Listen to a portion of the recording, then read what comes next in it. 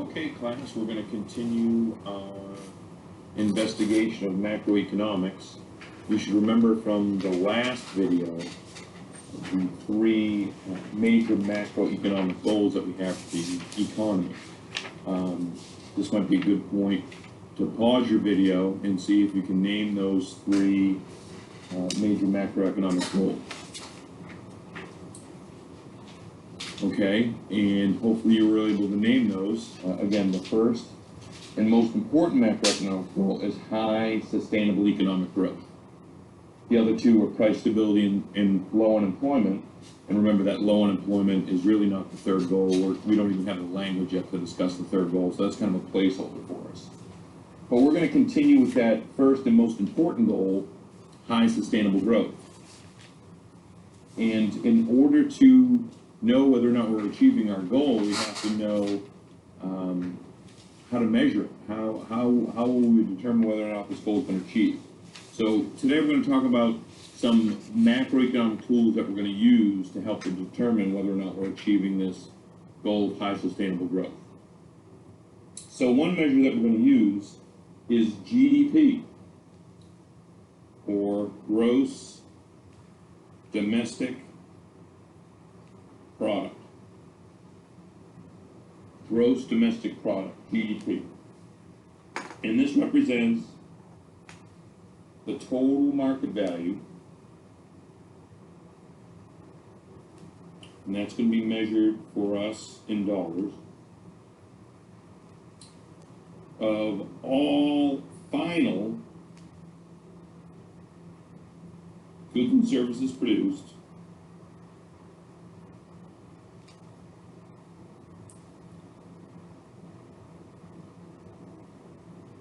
in a given year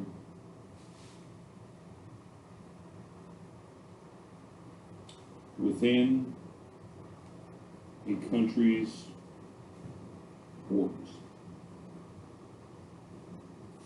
Okay? So let's break this down a little bit, okay? So we're going to measure the total market value. This can be measured in dollars. Those of you that have had microeconomics, you might remember your supply and demand graphs where we put price here and quantity here. And price was measured in dollars, okay? And quantity was measured in units, like number of apples or pounds of wheat or whatever, bushels of wheat or whatever you're measuring quantity. Well, in macro, we're going to have to measure quantity, but we want one number to measure quantity. And so we can't have, a country produces lots of things. It might produce so many million pounds of apples and so many million bushels of wheat and so many automobiles and so many books and whatever else. But we want one number to represent all that quantity. So in macro, we're going to measure quantity with dollars. We'll talk about what we're measuring price with later. We're going to measure it with a price index. But right now we're talking about quantity, okay? And we're going to measure quantity with dollars. One number. We can add up the value of all those apples, that wheat, all those cars, all those books, and then add the dollar values of those things and come up with $1 amount, okay?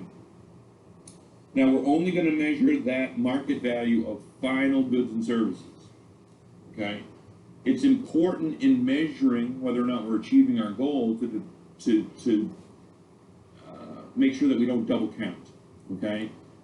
So let's say we're gonna determine the value of orange juice, okay? Well, maybe I should say this first. A final good is the one that's reached its final consumer, okay? So if we're talking about orange juice has reached their final consumer, right? When you buy it at Kroger's to drink it, it's a final good. It's reached its final consumer.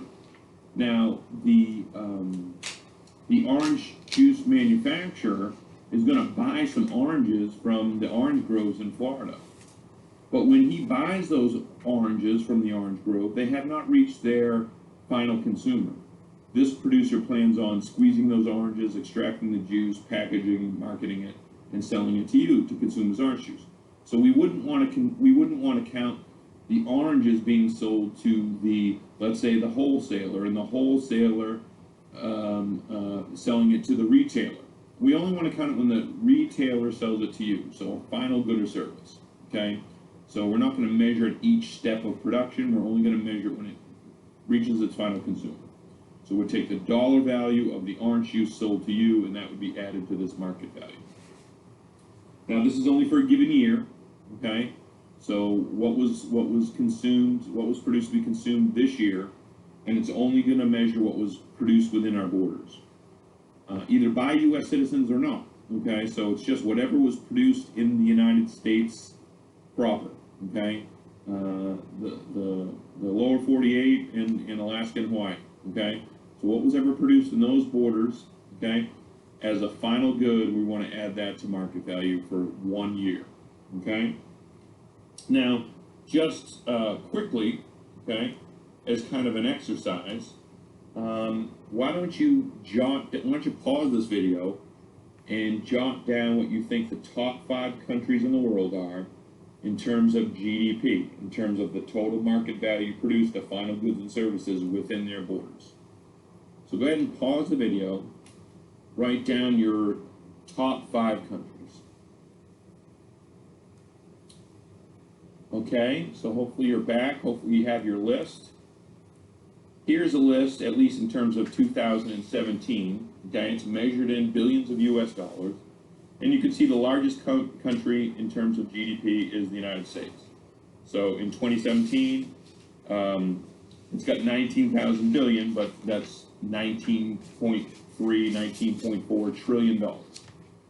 Second is China with $12.2 trillion, or 12,000 billion. Then Japan with 4.8 trillion. Okay, or 4,800 billion. Then Germany with 3.6 trillion, and then the UK with 2.6 trillion. Okay, so there's your top 5 countries.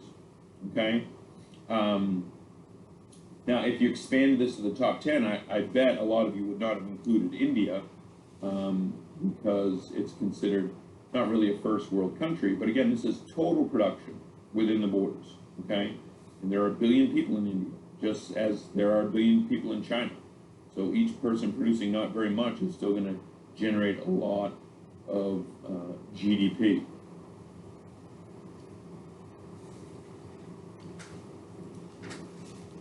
Okay, so let's talk a little bit about GDP. GDP is one of the most important flow variables that we measure in macroeconomics, okay? So let me talk a little bit about the difference between a flow variable and a stock variable, okay? A good analogy would be, a flow variable would be something like your income, and a good stock variable example would be something like your wealth. Okay, a flow variable is going to be reported per increment of time. So people will state their income or their wages per unit of time, like I make $10 an hour, or I make $1,500 a week, or I make, you know, $75,000 a year, or whatever people make. Okay, so it's going to be reported per unit of time. A stock variable is going to be reported, a total is going to be reported at a moment in time. So somebody's wealth might be, you know, they're worth $2.7 million as of today. Or they're worth, you know, negative $250,000. If you add what they owe, or subtract what they owe from what they own, you get a negative number. That's possible too for wealth, okay? And these two things are not the same. They're often very correlated, but sometimes there's people with very high income levels that have very low wealth. If you subtract what they owe from what they own, this number is very low, even if their income's very high. A lot of times you see a lot of professional athletes with very high income levels, but you know, you make $2 million a year, so you buy a $30 million house. You've only paid $1 million down, you still owe $29 million, okay? And we do see a lot of professional athletes, because maybe they don't have the best financial advisors, often a few years after they complete their careers, are bankrupt. I remember seeing a documentary on this. I think it was involving football players. I think the average football player was bankrupt 5 years out of the league or 4 years out of the league, something like that. I can't remember exactly, but so they had high income levels for a while, but their wealth was not very high. There are other people that have maybe, relatively speaking, low income levels, but could have high levels of wealth. A good example of this could be farmers in the county here, in Madison County. Their farm might generate whatever income, $40,000, $50,000, $60,000, $70,000 a year, okay? A modest income, but the land they own is worth $3 million. So these two aren't exactly the same. They can be correlated, okay? Well, GDP is a flow variable, and it's very corollary to thinking of it as the U.S.'s income, what the U.S. made this year. It's not its wealth, okay? It's not the value of everything it owns minus everything it owes, okay? It's just what it's produced this year, what it made this year. So you can think of GDP as the U.S. income level for a given year. Okay, let's talk a little bit about GNP, okay?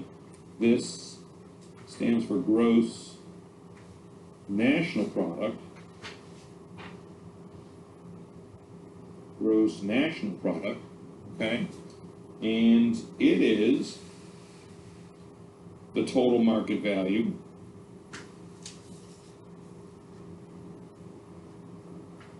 measured in dollars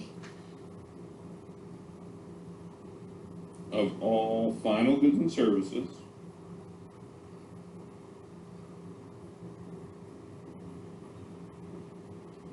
produced in a given year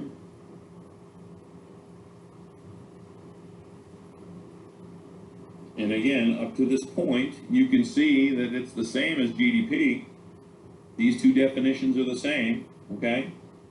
Produced in a given year, the total market value of all final goods and services produced in a given year. The total market value of all final goods and services produced within a given year. Here's the difference, okay? GNP is by the citizens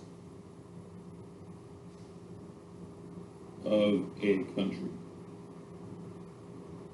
So if a U.S. citizen produces something and say, a friend of mine works in the UK for his corporation, what he produced is counted in GNP. It's produced by a U.S. citizen, okay?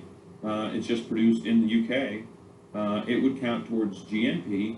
His production, however, would not count in GDP because it's not produced within the country's borders, okay? So this is the difference. What's the practical difference between GDP and GNP?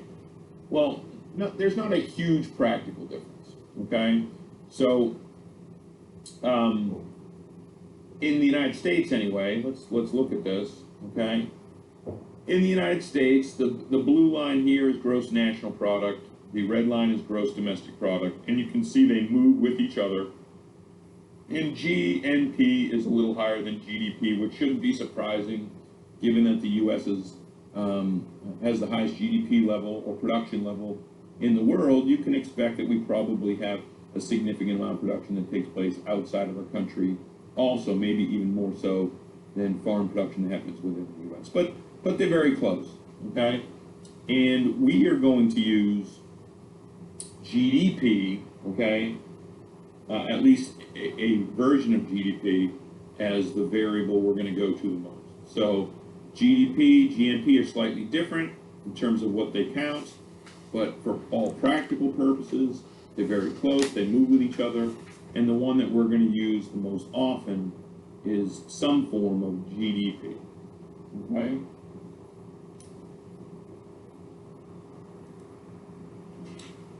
Let's now talk about real GDP, okay? So we've mentioned GDP, okay, already.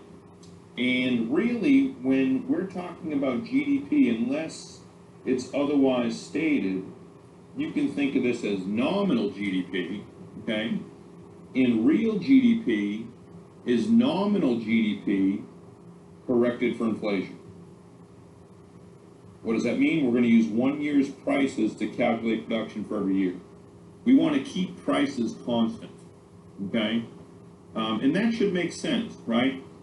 Let's say we're looking at GDP, what we've been calling GDP up to this point, right? That, again, is really nominal GDP. So our previous discussion on GDP versus GNP, those were both nominal GDP and nominal GNP, okay? We just don't usually say the word nominal, okay?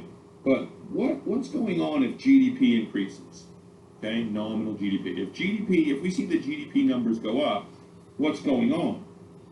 Well, because it's we're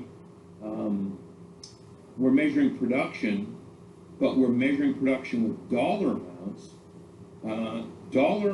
Production can go up, but so can dollar amounts. So what's going on if GDP increases? Is it an increase in quantity, increase in production? It could be, but it doesn't necessarily have to be. Could it be just an increase in prices? Sure, that's possible. Could it be an increase in prices and an increase in quantity? Sure, that's possible, right? So what are we trying to measure? We're trying to measure increases in production. Remember, the first goal is measuring whether or not we're achieving high sustainable growth in production. Well, GDP might be measuring increases in production, but it might just be measuring increases in prices, or some combination of the two, okay? Well, if we correct for inflation, if we only use 1 year's prices, we keep prices constant. If we keep prices constant, then we know prices aren't going up. Well, if prices aren't going up, what's the only thing that could happen? Increases in quantity, okay? If real GDP goes up, if real GDP increases, the only thing that could be happening is an increase in quantity, okay? So if in 2019, nominal GDP was, say, $20 trillion, okay? And which, by the way, in 2019, that's about what our economy was producing, $20 trillion. And you should be familiar with the current numbers and the historical numbers as we go along. So when I kind of throw these out there, you're responsible for them. But yeah, in 2019, it was about $20 trillion, okay? Well, if nominal GDP is $21 trillion in 2020, is that because we produce more? Maybe not. If it's nominal GDP, it could have just been prices, right? We could have seen an increase in prices. But if real GDP is $20 trillion in 2019, and real GDP is $21 trillion in 2020, then we know we've produced more, okay? So, yes, GDP is one of the most important flow variables, okay? But we're going to correct GDP for inflation. That is going to give us a real GDP, okay? Real GDP. And this is the one that we're going to use the most going forward. This is the most important calculation we're going to use going forward to measure levels of production, okay? So let's go through this, okay? How to calculate real versus nominal GDP. So I'll talk through it and then we'll kind of work through an example. All right, so real GDP for any year, okay, is just the sum of prices times quantities, okay, P times Q, but it's base year prices times current year quantities. That'll give you real GDP for whatever year you're looking for. Nominal GDP, on the other hand, for some current year, is just going to be the sum of current year prices times current year quantities. So in other words, quantities can go up or down, prices can go up or down, okay? But with real GDP, quantities can go up and down, but we're only using one base year worth of prices, so prices are going to stay fixed. So if this goes up, this goes up. If this goes down, this goes down, because this stays the same, okay? So let's work through an example. Okay, working through our example here, let's say we're looking at a country, let's call it the People's Republic of Bob. So we're looking in the People's Republic of Bob, And in the People's Republic of Bob, we only produce two things, pens and apples. Okay, that's all we produce. And let's say in year one, we produced one pen and one apple. Now, when we sold those, the price of a pen was $5 each. Okay, $5 each. And apples were $10 each. In year two, however, we produced two pens and two apples. So you can see production has doubled. We were producing one pen and one apple. We're now producing two pens and two apples. We've doubled production. But the price also changed. Let's say the price in year two for pens was $10 each, and the price of apples were $20 each. They're really, really good apples. All right, now let's calculate nominal GDP. So nominal GDP is just that year's prices times that year's quantities. Okay? So year one nominal GDP would be, we sold one pen at $5, plus we sold one apple at $10. So that would give us a total of $15 in nominal GDP. Again, we don't usually say the word nominal. It will often just be reported as GDP. On the news, they'll just say GDP. They won't say nominal GDP. Okay?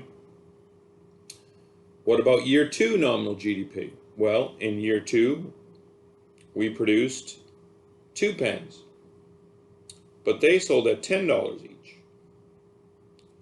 We also produced two apples, but they sold at $20 each. So do your calculations and you get $60. Now you can see this went up fourfold, right? Four times 15 is 60. But you can just look with your eyes, production doubled, it didn't go up by four times. Okay? So what we're seeing here in nominal GDP is not just the increases in production, the doubling of production, but we're also seeing the doubling of prices, and it's all in here. From this 15 to 60, we're seeing all of that. Well, we just want to look at production, okay? We have a separate chapter dedicated to prices. Right now, we just want to know what's going on with production, because that's our first goal. What's going on with production? We want high sustainable growth in production. Not production and prices, just production. So let's calculate real GDP. And to calculate real GDP, we have to select a base year. So let's just select year one as the base year. In other words, we're going to use only year one prices, is what this means. Okay? So if we calculate year one real GDP using year one as our base year, only using year one prices, we produced one pen at $5. Plus, we produced one apple at $10. And so that gives us 15. Now you might notice right off the bat, that's the same as our nominal GDP for year one. Why? Because we're only using year one prices, $5 and $10, but we're multiplying those by year one quantities, 1 and 1. That's the same as this, right? Year one quantities times year one prices, $15. Year two's real GDP is where we're going to see the difference, because we're only using year one prices. So year two's production of pens was 2, but we're going to multiply those by year one's prices, $5. And we produced two apples, year two's production level, okay, but we're going to use year one prices. Those were $10. Do that calculation, what do you see? Real GDP for year two is $30, twice as much as year one. It's doubled, right? Which is exactly what we saw with production, right? Production doubled, one pen, one apple to two pens and two apples. So Q doubled, and we see the doubling when we use real GDP instead of nominal GDP. Okay? Now I selected year one as our base year. You don't have to. You can select any year as the base year. Now we only have 2 years here, year one and year two. let's do it again for year 2 as our base year. So here we're going to use year 2 prices. Okay, we're going to use year 2 prices this time. And when we use year 2 prices, okay, we're going to get a calculation, and these numbers will be different. But we should still see a doubling of the numbers, because that's what happened to production. It doubled. Okay, so why don't you pause the video here and do the calculation yourself. Okay, and again, you should see different numbers here and here, because you're not using $5 and $10, right? You're not using the year 1 prices, $5 and $10. You're going to use the year 2 prices, $10 and $20. But it doesn't matter. You'll get different numbers here and here, okay? You'll get different numbers here and here compared to above, but you're still going to see that it doubled. So go ahead and pause the video and do that calculation yourself. Okay, so you should have gotten, and I'll let you figure it out if you didn't, okay? You should have got $30 here, $60 here. Again, different numbers because I used different prices, but I still see what? That it doubled. Okay? Still see that it doubled. All right, so let's look at real versus nominal GDP in the real world here. Okay? Here we go. This is U.S. GDP. That's nominal GDP. Again, they're not going to say that in the news. They're just going to call it GDP, or gross domestic product. And here's real GDP in the blue. Okay? So real GDP in blue, nominal GDP in red. Now remember that real GDP and nominal GDP are going to be the same in the base year. Okay? So when year 1 was the base year, real GDP using year 1 as the base year, real GDP in year 1 is the same as nominal GDP in year 1. When we use real GDP and we used year 2 as the base year 2, okay, had the same GDP as nominal GDP in year 2. Okay, so from this graph, I can see about what base year they use. It looks like around 2012 that these two numbers are the same. And actually, any really good graph or table that's using real numbers should tell you somewhere, and they don't always do, but they should tell you somewhere what the base year is. And this graph does over here. So billions of change, $2012. Okay, so 2012 is our base year. For every year before 2012, real GDP is higher than nominal GDP. And that should make sense because in the United States, we generally have seen inflation every single year, okay, with a few exceptions. So that means every single year before 2012, the prices are lower than 2012. So GDP is going to be lower than real GDP, right? In 1950, the prices were lower than in 2012. In 1960, the prices were lower than in 2012. In 1980, the prices were lower than in 2012. So when we take this production level and multiply it by the higher prices of 2012 as opposed to the lower prices of 1980, we're going to get a bigger number. And it should make sense after 2012 that real GDP is going to be lower than 2015. Than nominal GDP, right? Because nominal GDP is calculated using 2015 prices in 2015. But when we use real GDP, we're using the 2012 prices, and those were lower. So it's going to take real, nominal GDP is going to be lower when we calculate real GDP in 2015. Okay? So, real GDP is really the most important flow variable that we're going to actually use. Obviously, it's based on GDP, but it's corrected for inflation, and that's going to be the most important thing that we use. Okay. Let's now talk about potential GDP, okay? remember, we want to know if we have high sustainable growth in production. Well, we now know how to measure growth in production, okay? Growth in production is measured by growth in real GDP. Now, we don't want to use nominal GDP because that measures growth in production and prices and mixes them all up. But we're going to use real GDP to measure growth in production. Well, how do we know if that growth is sustainable? And again, this is not sustainable in the sense of some type of environmentalism or something like that. This is, economists have used the word sustainable growth for long before any type of green movement, okay? So we want to know if this growth is sustainable. And the growth that we know is sustainable is going to be growth that puts us equal to our potential GDP, okay? So potential GDP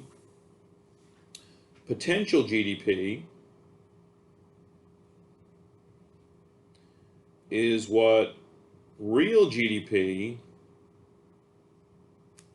would equal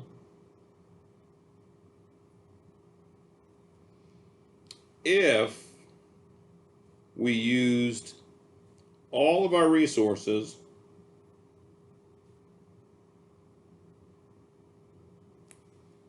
efficiently. Now, we'll explain this more as the semester goes along. This is going to be something that's going to take us a while. But what we mean here is our resources are not overused. Okay? If they were overused, real GDP would be greater than potential. Okay? And resources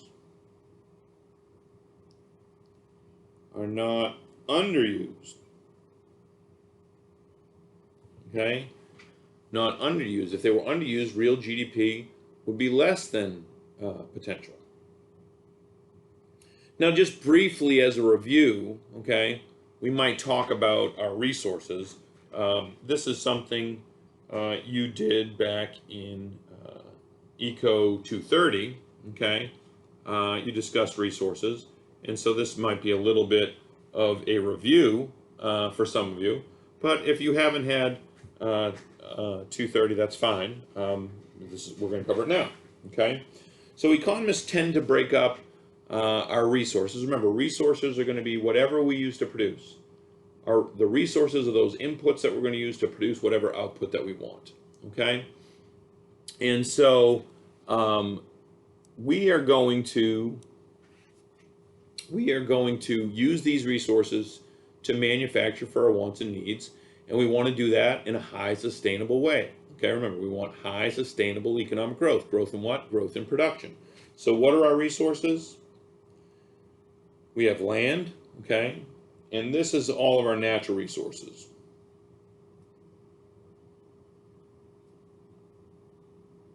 This is what God put here, okay? So it's not just land, it's whatever's under the land, coal, oil, natural spring water.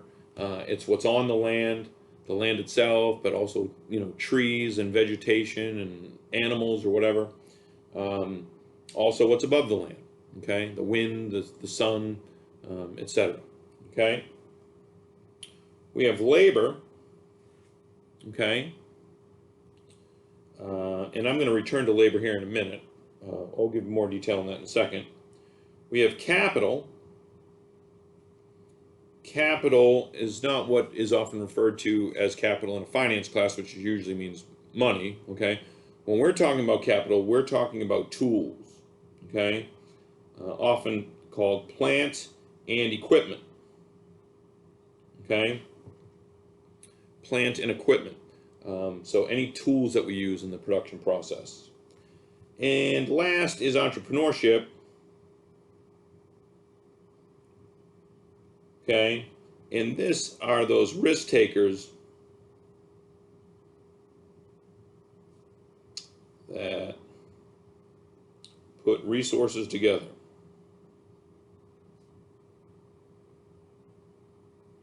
to make products. they're kind of the straw that stirs the drink here, okay? And you got to be careful with how you treat entrepreneurs because they're the real economic engine. One of the problems with the 2020 shutdown long term is going to be lots of entrepreneurs were forced out of business through the forced closures, okay? And that'll certainly affect our economic productivity numbers for the year 2020. Well, let me come back to labor, okay? So labor is often called our physical work effort. And that's true. Part of what I'm doing here and producing this lecture is, writing and talking. I mean, that's, I guess, some physical work effort. Not the hardest work in the world, but it's physical work effort. But there's another category, and sometimes books, not your book, but other books will sometimes break resources into 5 categories. And there's at least another part of labor that we have to consider, and that is human capital. Okay? Human capital is sometimes just referred to as know-how. And this is the most valuable aspect of labor, okay? And again, I would put human capital under labor, okay? In addition to physical work effort, there's your human capital, there's your know-how. And most of you are going to be paid principally for your know-how. Most jobs involve some physical work effort, but most of you are going to be paid principally for your human capital, your know-how, okay? Sometimes students don't realize this and think they're going to get paid more because they have a degree. Your degree should indicate that you have more human capital. Now, I'll admit that because firms don't know a lot about you, they'll often use your degree as a proxy for your human capital. So, okay, this person has a degree. I'm going to assume they have more human capital, so I'm going to hire them into an entry-level position and let them demonstrate that human capital to me. Now, if you took the easiest classes with the easiest professors or, got some type of flim-flam degree and you didn't really increase your human capital, this'll clearly become evidence. This is kind of what entrepreneurs need to do. They need to identify which of these resources are productive and which ones aren't. And again, at first, they might just use the fact that you have a degree to say, okay, this person has a degree, I'm going to assume they have more know-how. But after they hire you into that entry-level position, they can now observe. And if they observe that you don't really have any more know-how, you don't help them produce more, then you're not going to go much further in the company. But these are the resources that we're going to use. Okay, we're going to combine these resources. The entrepreneur is going to combine these resources and produce. And when we add up everything we produce, we're going to get real GDP, right? That's what we've been talking about this class, okay? Well, does that equal our potential? Is it more than, less than? It's going to depend on whether or not we use these resources to their potential efficiently. We didn't overuse or underuse. Now, whether or not they were overused or underused is going to depend largely on their prices, and we're going to talk a lot more about, we'll talk about this a little bit in Chapter 8 and a lot more in Chapter 9. What would cause us to be below potential or above potential. We'll talk about that more in Chapter 9. Okay? But suffice it for right now to say that if we use resources efficiently, then real GDP will equal potential GDP.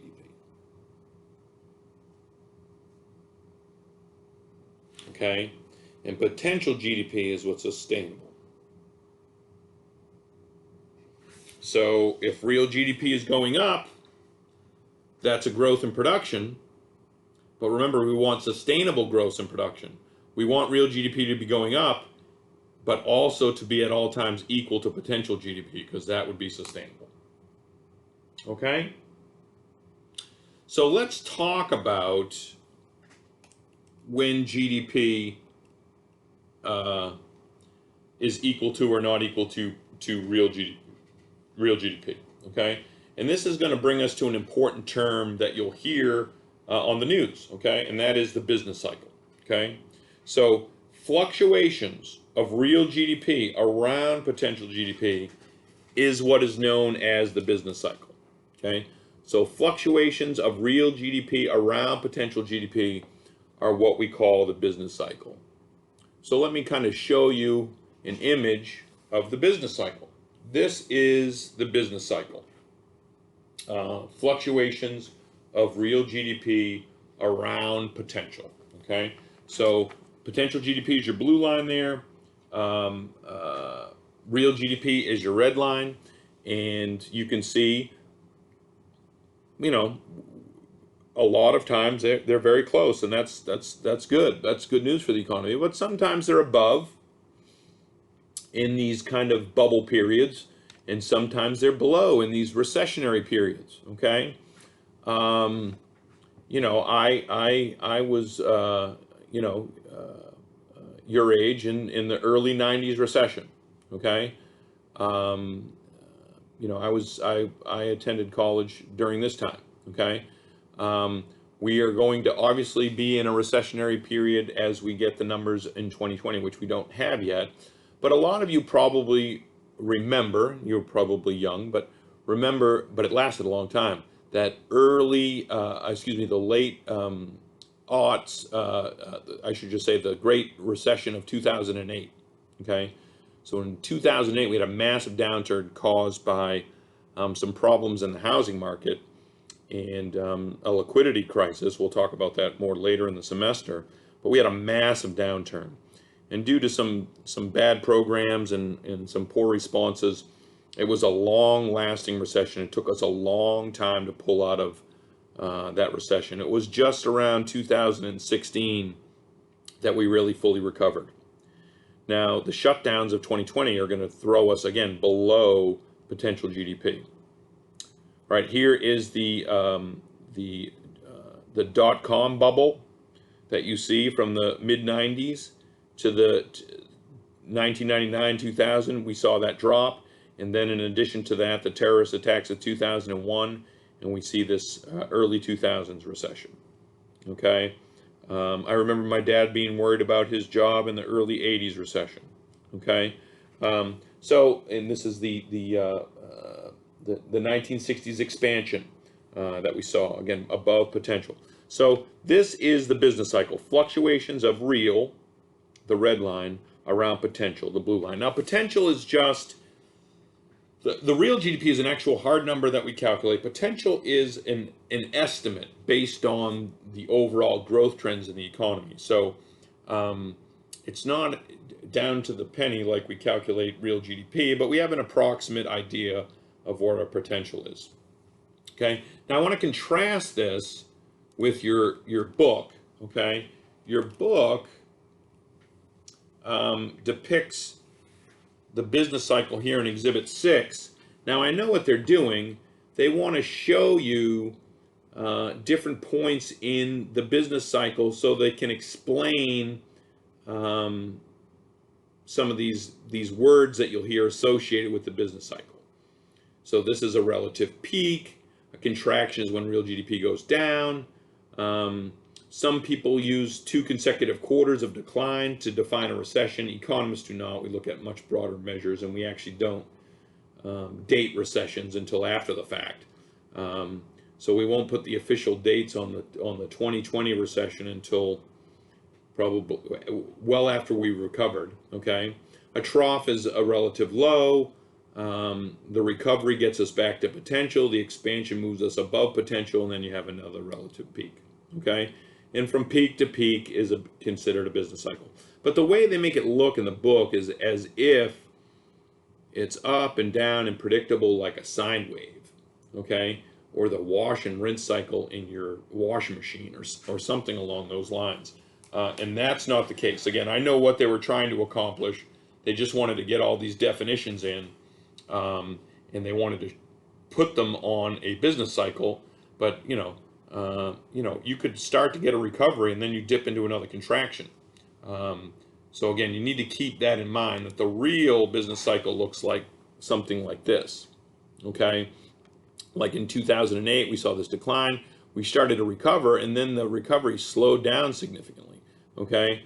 I'd have to blow this up a little bit more, but you can see we started to move back to potential here in the middle to late 60s, and then kind of another bubble kind of created itself, okay? So again, this is what the business cycle looks like. And this is how we're going to measure whether or not we're achieving that first goal. You can see real GDP is growing. That's good. We want growth in production, okay? But it needs to be sustainable. When is it sustainable? This is a sustainable period, okay? This is a sustainable period. This is a sustainable period. This is a sustainable period. When real GDP, we want real GDP growing, but we want it growing and being equal to potential, okay? So, just to give you some numbers here, you know, in the U.S. GDP right now is about, well, let's say in 2019 it was about $20 trillion, okay? And I will hold you responsible for some of these numbers, so keep these numbers in mind. The United States real GDP was about $20 trillion in 2019. We know that potential GDP, depends on who you talk to, but should grow at 2, 3, 4, maybe even 5% per year. So to have sustainable growth from 2019 to 2020, we should see, you know, say 2 to 5% growth in GDP. That would be sustainable. If we get 20% growth over last year, that might sound great, but that's probably overutilizing our resources due to some problem with prices. If real GDP goes down, that's obviously problematic. Again, we want GDP to grow, real GDP to grow, but we want it to grow in a sustainable way. Okay, so that concludes our first video on looking at production. So you can move on to the second video, where we talk a little bit more in detail about the components of GDP, and that'll give us some things that we need to look for early signs that maybe we're about to move away from potential. And we'll do that in the next video. Thanks for watching.